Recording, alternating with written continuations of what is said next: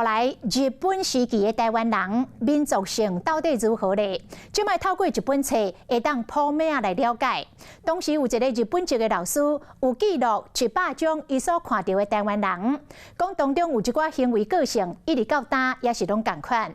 譬如讲，最近才咧讨论的行人地价，讲台湾不管是驾驶也或是行人，拢敢若顾家己的权益。也阁有请人客开道的时间，拢未准时，拢是参考尔。老一只牛哦，买当拖车载回趁钱。戏剧内底搬一个做田人，伫咧日本时代要如何伫咧艰苦年代生存？到底当时的台湾人个性啥款？1896年来台湾教册山根永藏，就来替咱列出100种台湾人民的族性。好客这个有，中原普渡，台湾人不吃牛肉没有吧？在车顶，机车无想要让人行，哪行哪弹头露手机啊，对交通安全无咧准备。无论驾驶或者是民众，敢若顾家己的权益，去外国媒体讲咱台湾是行人地角，这个观察100多年前就去山根永藏写伫咧册内底。部分人是这样，我觉得好像蛮多那个计程车司机，对民族交通道的目前对，但有在改善啦。现在已经大家会比较让行人。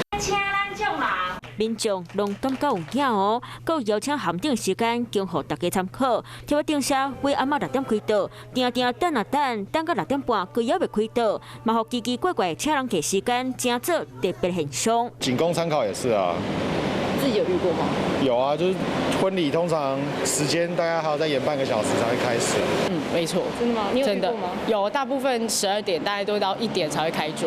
册内底记录的100种民族性，有的延续到今拍，现代人嘛拢认同。有遇过就是妈妈绝对有啊，就是早起，然后就是要洗衣服，对，然后晒衣服，就一定要给太阳晒过。对，我也觉得挨大官司。